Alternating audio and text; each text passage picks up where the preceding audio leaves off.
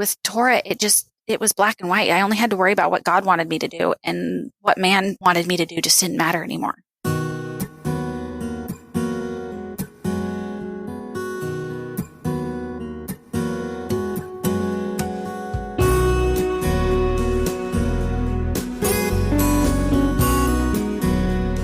Welcome to Walk Like a Hebrew. I'm Jody Odell. On this program, we talk to people of faith, followers of the Messiah, who have come to believe the Torah, the first 5 books of the Bible, hasn't really become obsolete. In fact, the Greek word that's usually translated as obsolete doesn't even appear once in the book of Hebrews. So I wonder who decided to mess with that translation to give it that connotation. But I digress. The point is, people are reading the whole Bible and learning that God actually says over and over that He gave His instructions to His people for all time as a perpetual command through all the generations of those who choose to follow Him and His promised Messiah.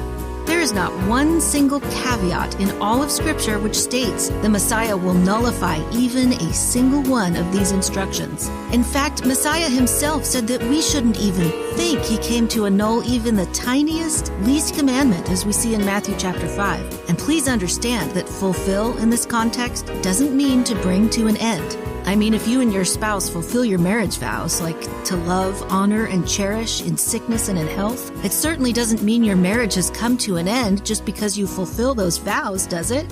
People all over the world are waking up to these truths that have been hidden in most mainstream Christian denominations for centuries. And personally, I think this is what the Bible calls the Great Revival. This is episode 32, an interview with Jill Garner from the Wild Oregon coast. Jill's the mother of 7 living children and recently found out she and her husband are expecting 2 more. We talk about her struggles with her parents and her early faith life, how culture shock led her to a safe haven where all her questions were finally answered.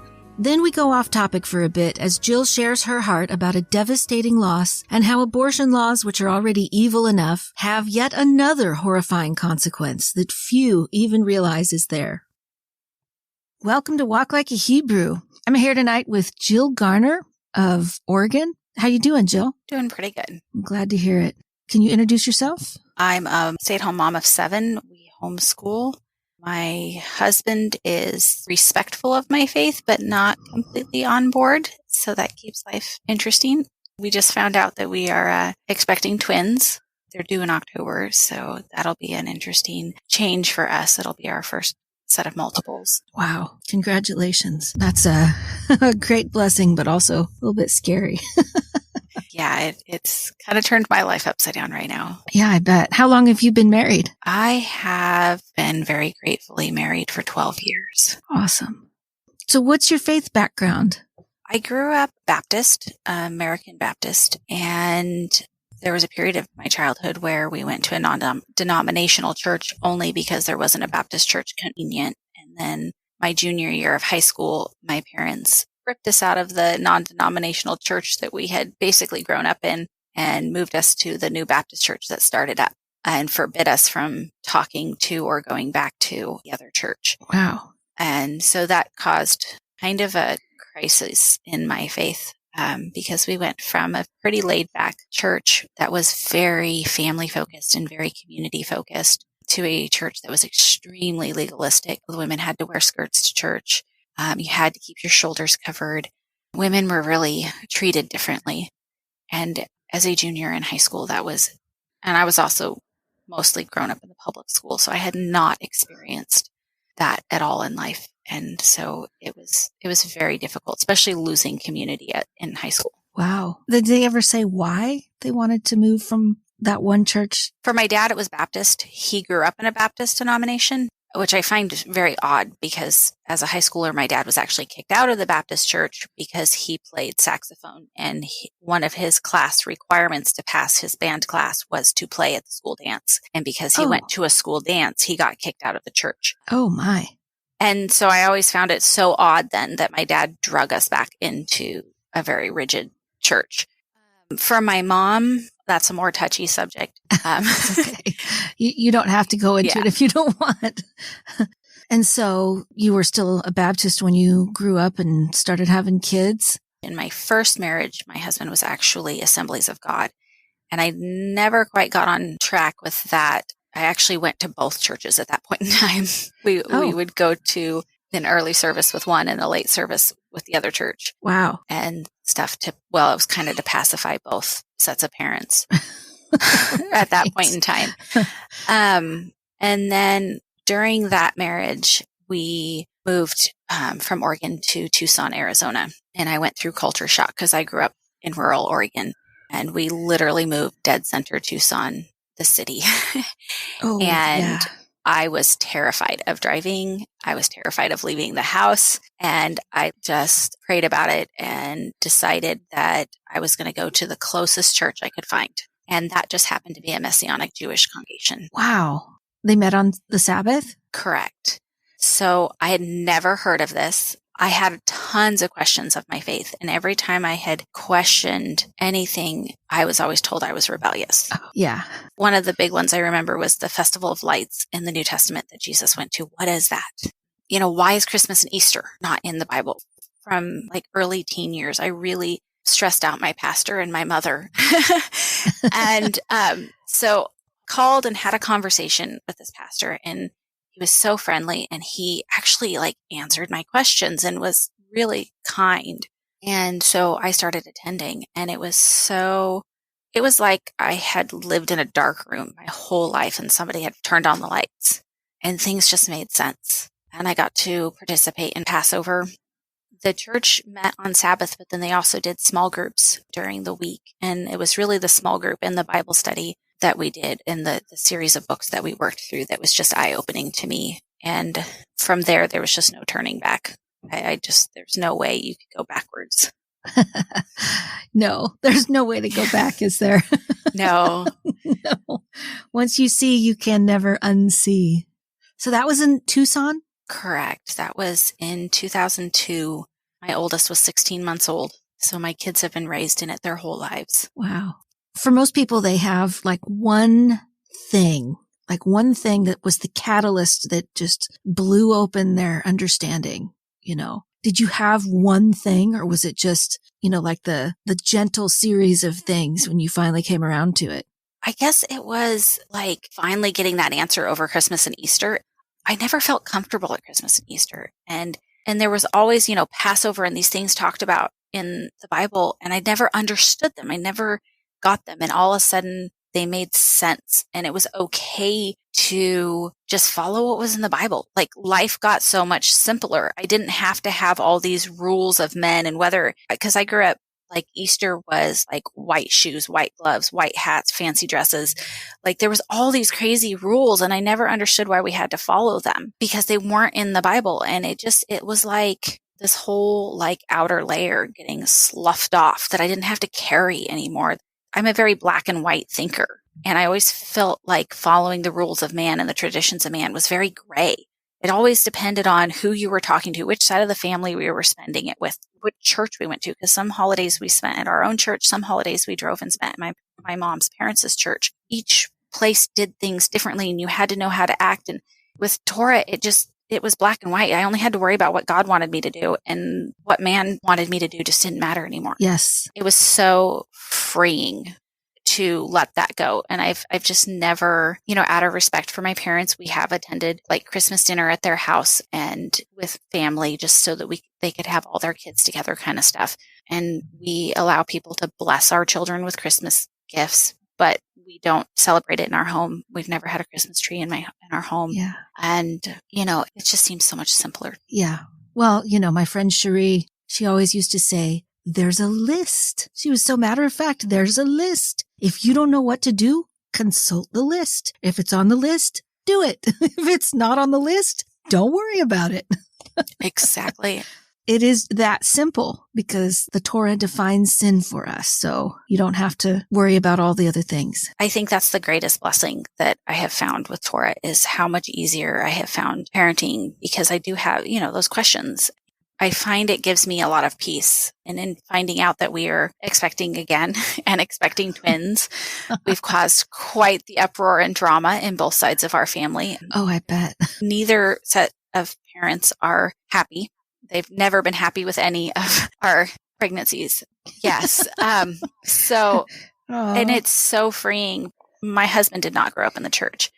So them having a worldly perspective already doesn't guilt me, but my parents use it almost like it's a sin. How dare I bring another child into the world? And it's so freeing because I can look back to the Bible and Torah and be like, no, children are a blessing. And he gave us these children. And it's my parents who are out of line, not me. And I don't have to bear my parents' guilt and the guilt that they try to put on me. And I honestly don't know where their perspective comes from. They have been critical of every child we've had. I think that's a cultural thing. It depends on what church you go to.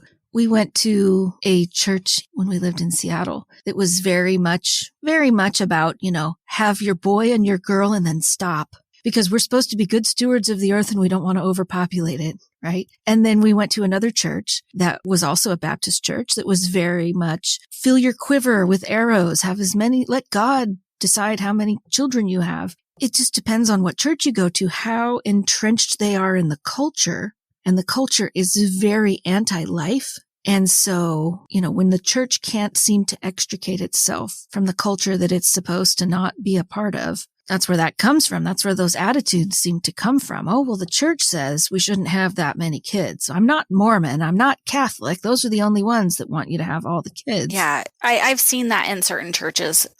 With my parents, it's not that, because they actually had a pastor or an associate pastor that had, I forget how many, like 8 kids, and had very much the perspective that children were a blessing, and they had no plans on prohibiting those blessings. And that was okay with my parents because he was an associate pastor and he was properly trained in the Christian church to raise up children properly. I'm not properly trained and I don't believe the right thing, so I shouldn't be having kids. Right. And that's very much, especially my mom, that's very much her perspective on a lot of things. I don't have a right to have a say over and question anything in the Bible, or not question in the Bible, but question what a pastor says by using a verse in the Bible, because I'm not properly trained to do that, which is funny because I've actually gone to Bible school. That's funny. I also have a very difficult mother. She was difficult even before I came to Torah, but now especially so. I don't want to even start talking about her because I may not stop. Well, I have found the longer I have stayed strong and not let my parents or my mom bully me, the more she has started to come around. Well, that's good. A few years ago, my parents actually let us do Passover in their home with that because they wanted to know more. Wow. I have a brother that's 10 years younger, and he had moved out of state, and both of my brothers were gone, and they didn't have anybody for Easter. And we offered to do Passover with them, and they were open to it. Cool. They haven't been open to it again, but they were that one year. And I just count those little things as blessings. Yes, that's wise. Got to count all the blessings that we can. So one of the things I like to ask, and be specific, how has this walk in Torah changed your day-to-day life? For me, Torah came about right as I transitioned out of my first marriage. And so it became my safe space. And it was like God had prepared that moment of, the lights turned on and I got all these answers, and he just like refreshed my faith right before I went through some of the biggest trials in my life. And he just gave me that security that he was there. Then I met my husband, and my husband was not religious in any way, but he was very respectful of my faith. I know it doesn't make sense to a lot of people, but I just felt that God had placed him in my life for a reason. He literally opened his home to me and my 2 children with nothing asked of me. He just cared for and provided for us in a way I had never been before. And he walked out love and compassion in a way I had not experienced in the church. My first child was born out of wedlock, and I actually spent most of that pregnancy in a shepherding home. It was quite dramatic. Wow. My dad was 100% set that I kept the baby. It was his flesh and blood. And my mom was 100% that I gave the baby up for adoption, and nobody knew about the baby. Wow, that sounds traumatic. It was incredible. And then the father's family, they were basically telling me that they were going to take the child away from me legally, unless I married their son. And so that's how my first marriage came around. Wow. Yeah, it was very traumatic going into that marriage, and it was a very traumatic and violent marriage.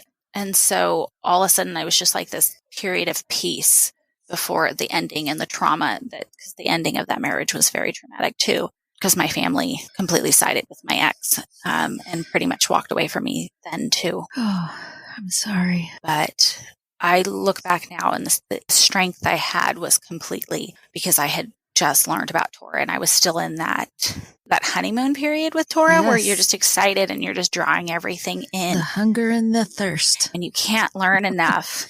Yes. And that so consumed me that it just carried me through that period of life. And it gave me so many answers to how much trial I had already been through. And then, like I said, when my husband came in the picture, there was just a sense of knowing, like I knew that he was supposed to be there. And it took a few years, but we now keep a kosher home, and he's not 100% on board with everything, but he allows the kids to be raised in my faith, and he doesn't question it, and he's extremely respectful of it. He more struggles with the fact that he grew up with Native American, both Cherokee and Nez Perce in his background. Okay. And he also grew up, his grandmother was Christian Science. And for him to swallow the idea that people who don't believe exactly as we believe are going to hell is something that he just can't. Right. But he's fine with walking the path that we are walking for our household, which I am grateful and blessed to have. And he participates. Correct. Yeah. Yeah. Oh, yeah. He totally participates. And it's more when it comes down to certain nitty-gritty details that he disagrees. Yeah, I can see that. What do you call yourself when someone asks you about your religion? I generally use the term Messianic Jew just because was the term that I originated into the faith with. And it's also the term that I found most people are familiar with or can relate to in some way, especially with keeping a more kosher or clean home and keeping the Sabbath. They can at least link that to the Jew part and grasp onto it. Other than that, I use Torah observant. Okay. Do you get odd looks when you say Torah observant? I guess it depends on who you're talking to, but yes, sometimes. That's what I hear the most is it depends on who I'm talking to. Yes. Okay. So resources. Who are your favorite resources? Like the top 3 off the top of your head? And I know it's not Passion for Truth anymore. It's just Jim Staley. Jim Staley. Yes. 119 Ministries. They are who I get to credit with my husband coming on board with keeping a clean home and being more on board. Top 3. There's so many. It's okay. You can say more than 3 if you need to or less. It's up to you. I do a ton of different teachings on YouTube, and I'm going to mispronounce it because I know he pronounces it differently. Nehemiah, is it Gordon? Oh, Nehemia. Nehemia Gordon. Yes. Yeah. He's one of my favorites. Michael Rood is someone that we watch quite often because my kids enjoy watching him, and my young ones seem to really be captivated by watching him. Shabbat Night Live. Yeah. Yeah, I like watching that. It's the sun has gone down. It's the 6th day and it's Shabbat. I don't know. It just reminds me of Saturday Night Live back in the day when I used to watch that. I think it's really reinforcing to the kids though, when he's like so announcing and exciting, and it makes it feel more normal to them when we're the only people that we know right now in this area that do it. Yeah. Lets them know they're not the only ones who keep the Sabbath. Correct. Yeah. Okay, so I think that's all the real questions that I have. Is there anything else that you would like to add? I just have to kind of continue on my path, not just when I started Torah, but like later on in the journey portion that's kind of been on my heart. In 2012, we had a stillbirth, a 22-week stillbirth that was just totally out of the blue. Literally just went to the doctor and didn't have a heartbeat. And that was so incredibly faith-shaking to me. Which goes back to the whole, like, my parents not wanting us to have kids and no family members wanting us to have more kids. And this would have been my 5th baby. And out of that sprung this really huge sense of guilt that I wasn't a good enough mom and that this was God judging me. It was just a really, really dark time for me.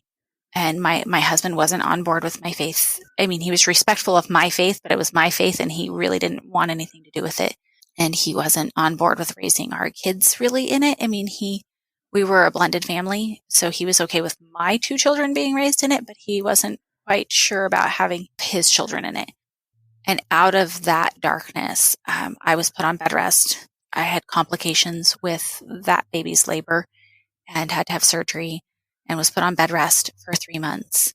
As soon as we got cleared, we got pregnant again, and we had complications with that pregnancy. But I was so aching for a baby. The empty arms, leaving the hospital with empty arms was so traumatic for me.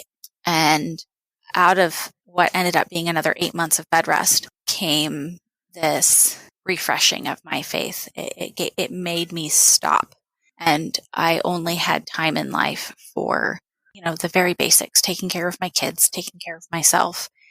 And even homeschooling at that period kind of stopped for us. And I just focused on my faith, on teaching my kids my faith, and literally nonstop teachings, playing in the house all day. And out of that just came this amazing refreshing and the blessing of my husband coming on board more. That's at what point I was blessed with the ability to keep a clean home. And my husband started to keep Sabbath with us as much as he possibly could with work. It was just really on my heart to share that, our darkest times can really bring blessing in the long run. Now I've been blessed with several more children and 2 little ones on the way. Abundantly blessed. Yes, wow. Yes. But it was very much a period of Job where everything was just stripped away from us for a while.